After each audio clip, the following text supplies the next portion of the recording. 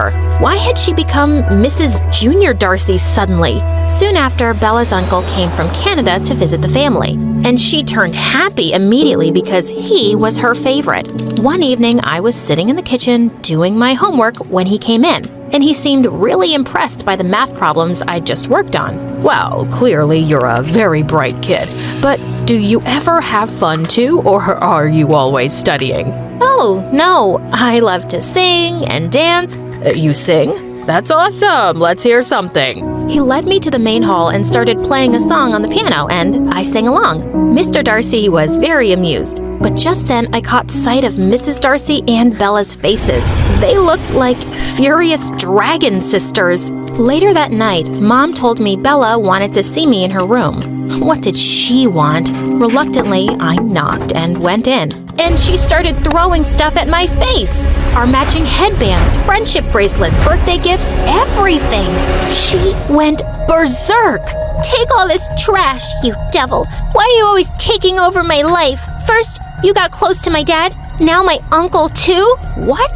Look, I never wanted your life. Besides, but she just pushed me against the wall angrily. And that's when I saw a picture of me and her behind the door with dart pins stuck to my face. "You did this? You've become a frickin' psycho." "Mind your words, maid. You're talking to the princess of this house." "Going by the way you're behaving, I'd rather call you a witch." I pushed her away and left the room. I was super upset by everything.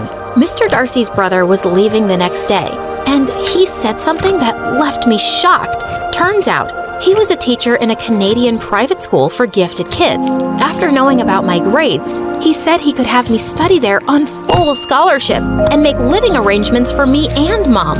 It sounded amazing. I jumped and hugged Mom, who looked at the Darcys for approval. "Oh, wow. This is an excellent opportunity for your future, Agnes. You have to go for it." But suddenly, Mrs. Darcy went ballistic. "No, she can't. She won't. How dare your brother just show up and steal my maids? He has no business doing that. We are already sending Agnes to a great school and giving her a good life. They are not leaving, and that's final. Not another word about it." Bella's uncle looked uncomfortable and quickly left, and I felt furious. Before I could stop myself, I shouted, "You've never liked me, Mrs. Darcy, and now you've made it clear that you don't want anything good to happen to me. I'm gonna leave someday for sure, and you won't be able to stop me then." I ran away before she could reply, and from that day, I stayed away from the family as much as possible. Soon it was Christmas, and I woke up that morning to see a beautiful dress on my bed. Mom said Mr. Darcy had sent it for me and requested me to join their party later. I didn't have the heart to refuse him, so I dressed up and went down that evening and bumped straight into Bella, who was wearing the exact same dress.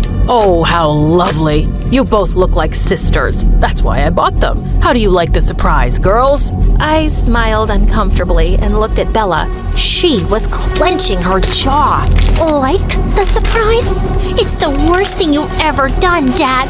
I don't want to look anything like this poor loser." Suddenly, she took a pair of scissors, marched towards me, and started cutting my dress right in front of everyone. Oh my God!